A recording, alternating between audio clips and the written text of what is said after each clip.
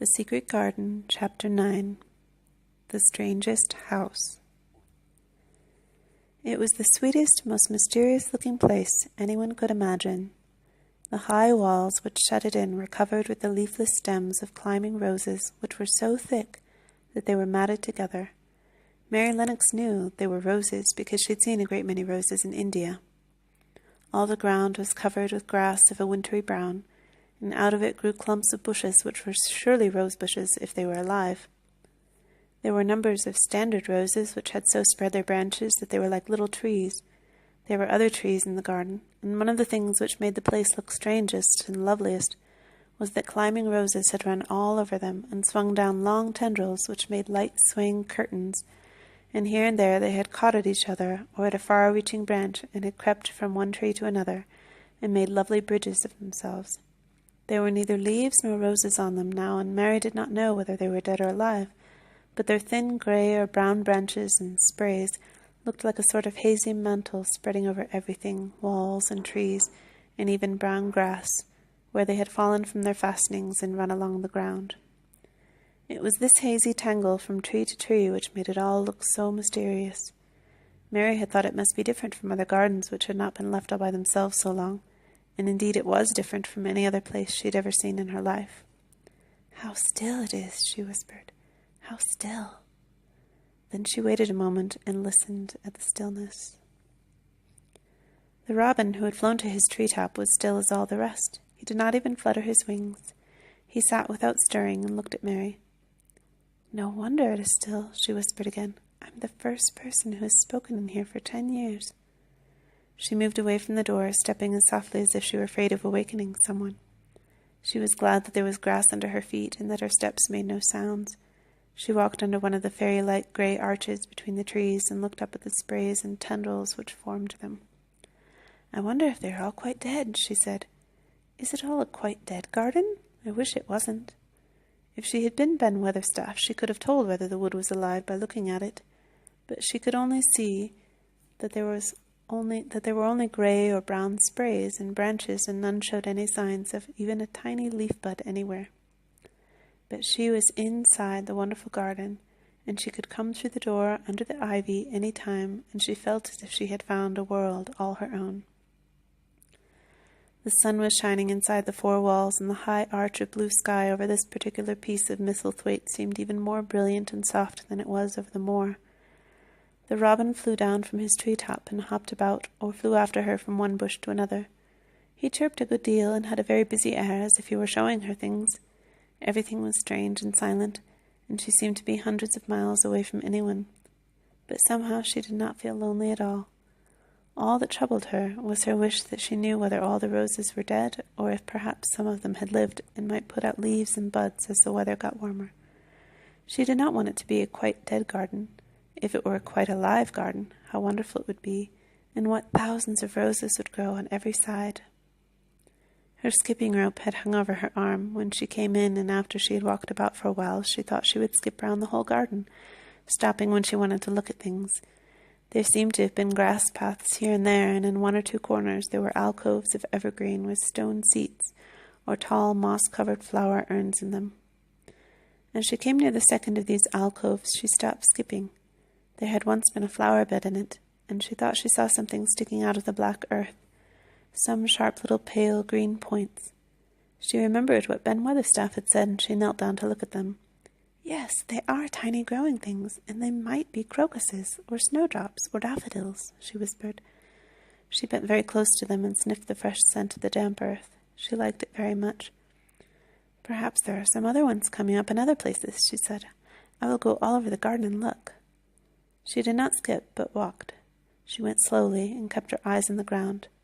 She looked in the old border beds and among the grass, and after she had gone around trying to miss nothing, she had found ever so many more sharp, pale green points, and she had become quite excited again. "It isn't a quite dead garden," she cried out softly to herself. "Even if the roses are dead, there are other things alive." She did not know anything about gardening, but the grass seemed so thick in some places where the green points were pushing their way through that she thought they did not seem to have room enough to grow. She searched about until she found a rather sharp piece of wood and knelt down and dug and weeded out the weeds and grass until she made nice little clear places around them. "Now they look as if they could breathe," she said after she'd finished with the first ones. "I'm going to do ever so many more. I'll do all I can see. If I haven't time today, I can come tomorrow."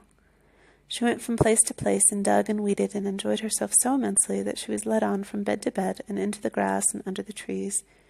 The exercise made her so warm that she first threw her coat off and then her hat, and without knowing it she was smiling down onto the grass and the pale green points all the time. The robin was tremendously busy. He was very much pleased to see gardening begun on his own estate. He had often wondered at Ben Weatherstaff, where gardening has done all sorts of delightful things to eat or turned up with the soil. Now here was this new kind of creature who was not half Ben-sized and yet had had the sense to come into his garden and begin at once. Mistress Mary worked in her garden until it was time to go to her midday dinner. In fact, she was rather late in remembering, and when she put on her coat and hat and picked up her skipping rope, she could not believe that she had been working 2 or 3 hours. She had been actually happy all the time, and dozens of the tiny pale green points were to be seen in cleared places, looking twice as cheerful as they had looked before when the grass and weeds had been smothering them. "I shall come back this afternoon," she said, looking all around at her new kingdom, and speaking to the trees and the rose bushes as if they had heard her. Then she ran lightly across the grass, pushed open the slow old door, and slipped through it under the ivy. She had such red cheeks and such bright eyes, and ate such a dinner that Martha was delighted. "2 pieces of meat and 2 helps of rice pudding," she said. Mother will be pleased when I tell her what the skipping rope's done for thee." In the course of her digging with her pointed stick, Mistress Mary had found herself digging up a sort of white root, rather like an onion.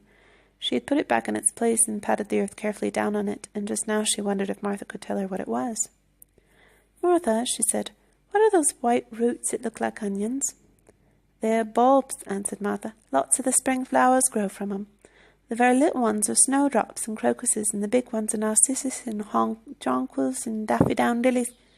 The biggest of all is lilies and purple flags. They're nice. Dickon's got a whole lot of 'em planted in our bit of garden." "Does Dickon know all about them?" asked Mary, a new idea taking possession of her. "Our Dickon can make a flower grow out of a brick walk. Mother says he just whispers things out of the ground." "Do bulbs live a long time? Would they live years and years if no one helped them?" inquired Mary anxiously. "They're things as helps themselves," said Martha. "That's why poor folk can afford to have 'em.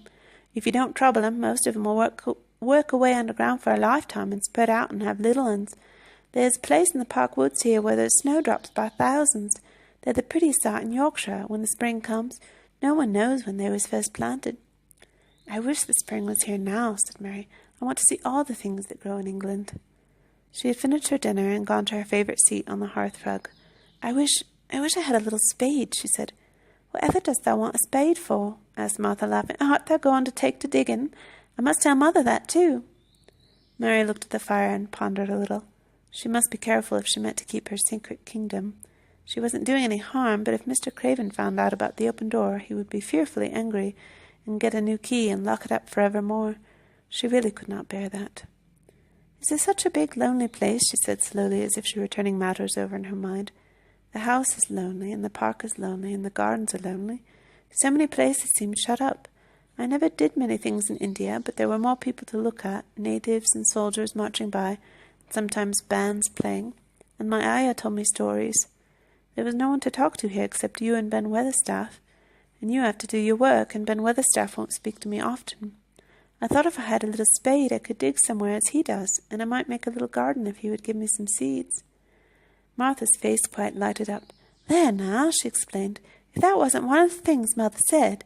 She says there's such a lot of room in that big place, why don't they give her a bit for herself, even if she doesn't plant nothing but parsley and radishes. She'd dig and rake away and be right down happy over it. Them was the very words she said." "Were they?" said Mary. "How many things she knows, doesn't she?" Said Martha, "it's like she says, a woman as brings up 12 children learns something besides her ABC. Children's as good as arithmetic to set you finding out things." "How much would a spade cost, a little one?" Mary asked. "Well," was Martha's reflective answer, "at Thwaite village there's a shop or so, and I saw little garden sets with a spade and a rake and a fork all tied together for 2 shillings, and they were stout enough to work with too." "I've got more than that in my purse," said Mary. "Mrs. Morrison gave me 5 shillings, and Mrs. Medlock gave me some money from Mr. Craven." "Did he remember thee that much?" exclaimed Martha. "Mrs. Medlock said I was to have 1 shilling a week to spend. She gives me one every Saturday. I don't know what to spend it on." "My word, that's riches," said Martha. "Thou can buy anything in the world that thou wants.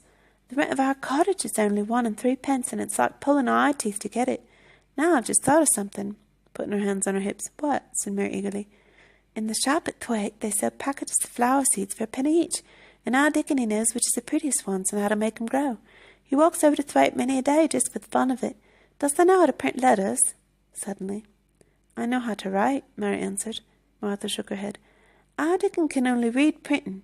If thou could print, we could write a letter to him and ask him to go and buy the garden tools and the seeds at the same time." "Oh, you're a good girl," Mary cried. "You are really. I didn't know you were so nice.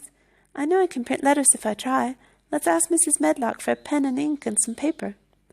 "I've got some of my own," said Martha. "I bought 'em so I could print a bit of a letter to Mother of a Sunday. I'll go and get it."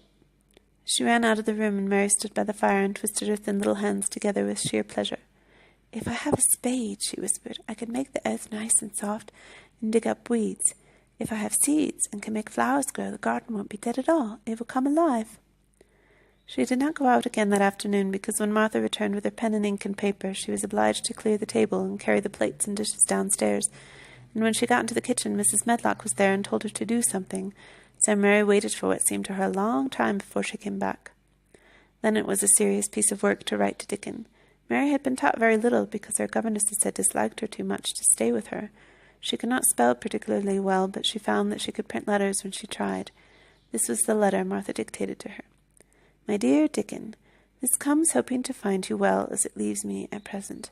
Miss Mary has plenty of money, and will you go to Thwaite and buy her some flower seeds and a set of garden tools to make a flower bed. Pick the prettiest ones and easy to grow, because she has never done it before and lived in India, which is different. Give my love to Mother and every one of you. Miss Mary is going to tell me a lot more, so that on my next day out you can hear about elephants and the camels and gentlemen going hunting lions and tigers. Your loving sister, Martha Phoebe Sowerby." "We'll put the money in the envelope, and I'll get the butcher boy to take it in his cart. He's a great friend of Dickon's," said Martha. "How shall I get the things when Dickon buys them?" "He'll bring 'em to you himself. He'll like to walk over this way." "Oh," exclaimed Mary, "then I shall see him. I never thought I should see Dickon." "Dost thou want to see him?" asked Martha suddenly, for Mary had looked so pleased. "Yes, I do. I never saw a boy foxes and crows loved.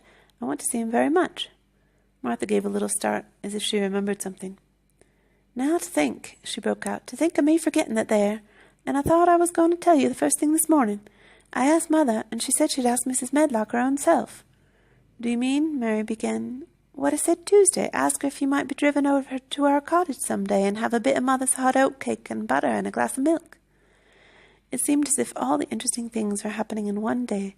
To think of going over the moor in the daylight and when the sky was blue. To think of going into the cottage which held 12 children. "Does she think Mrs. Medlock would let me go?" she asked quite anxiously. "Aye, she thinks she would. She knows what a tidy woman Mother is and how clean she keeps the cottage." "If I went, I should see your mother as well as Dickon," said Mary, thinking it over and liking the idea very much. "She doesn't seem to be like the mothers in India." Her work in the garden and the excitement of the afternoon ended by making her feel quiet and thoughtful. Martha stayed with her until tea-time, but they sat in comfortable quiet and talked very little. But just before Martha went downstairs for the tea-tray, Mary asked a question. "Martha," she said, "has the scullery maid had the toothache again today?" Martha certainly started slightly. "What makes thee ask that?" she asked. "Because when I waited so long for you to come back, I opened the door and walked down the corridor to see if you were coming, and I heard that far-off crying again, just as we heard it the other night. There isn't a wind today, so you see it couldn't have been the wind." Said Martha restlessly. "Thou mustn't go walking about in corridors and listening. Mr. Craven would be that there angry, there's no knowing what he'd do." "I wasn't listening," said Mary. "I was just waiting for you, and I heard it. That's 3 times. "My word, there's Mrs. Medlock's bell," said Martha, and she almost ran out of the room. "It's the strangest house anyone ever lived in," said Mary drowsily as she dropped her head on the cushioned seat of the armchair near her. Fresh air and digging and skipping rope had made her feel so comfortably tired that she fell asleep.